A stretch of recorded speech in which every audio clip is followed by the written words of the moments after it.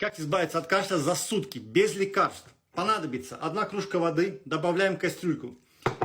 3 лавровых листа добавили. Имбирь нарезали поменьше, добавили. Ставим вариться. Закипело, огонь на маленький, варим 3 минуты. Потом берем это дело, переливаем обратно в кружку, процедили. Добавили сюда же половинку сока лимона и 1 чайную ложку меда. Выпиваем. Делаем такое 3 раза в день. Кашель уйдет 100% за сутки. Рецепт проверенный.